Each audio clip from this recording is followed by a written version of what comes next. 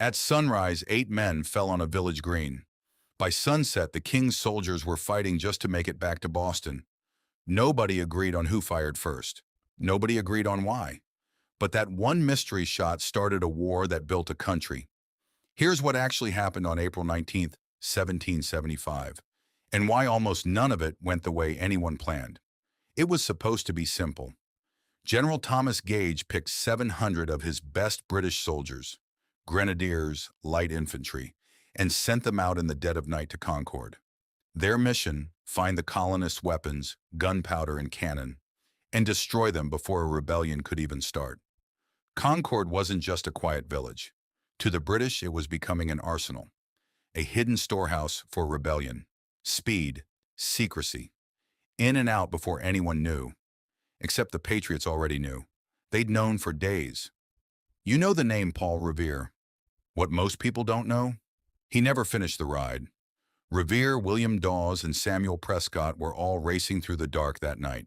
Revere got captured by a British patrol before he ever reached Concord. It was Prescott, a name nobody remembers, who slipped past and carried the warning the rest of the way. And that lantern in the Old North Church? 2 lights, one if by land, 2 if by sea? That wasn't poetry. It was a backup signal, in case every rider got caught. Some men had barely slept. Some had never faced trained soldiers before, and now they were staring at the red coats of the most feared army in the world. Dawn, Lexington Green. 77 militiamen, farmers, blacksmiths, teenagers, lined up against 700 professional soldiers. Captain John Parker gave the order, "Don't fire unless fired upon." Then a single shot rang out. To this day, historians cannot tell you who fired it. The British opened fire into the militia. 8 men were dead in minutes. A shot no one can identify, and it was already too late to stop what came next.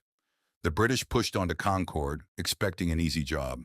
Instead, they found almost nothing. The colonists had hidden the weapons days before. But at the North Bridge, something else was waiting. 400 militia now facing down only 96 British troops. The British fired first this time. Captain Isaac Davis and Abner Hosmer dropped dead.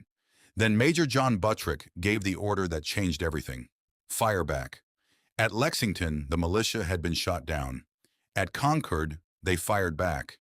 And for the first time, British regulars were forced to retreat. This, right here, is usually what people mean when they say the shot heard round the world. Not Lexington, Concord. The British turned and marched for Boston. That's when the real horror started. They were no longer marching in formation. They were stumbling through smoke, dust, and panic, while gunfire cracked from every wall and tree line. Militia were pouring in from every direction. Farmers with muskets, hiding behind stone walls, trees, barns, hills. The retreat became a 17-mile gauntlet known as Battle Road, at Merriam's Corner, at the Bloody Angle. The land itself became a weapon, and the British had nowhere to hide. Captain Parker, the same man whose men were shot down that morning, came back with his surviving militia and ambushed the retreating column. They call it Parker's Revenge. Only a relief column under Lord Percy saved the British from being wiped out completely. By the time it was over, 273 British casualties, 95 Colonial. A one-day mission that was supposed to be quick and quiet ended in disaster for the world's most feared army.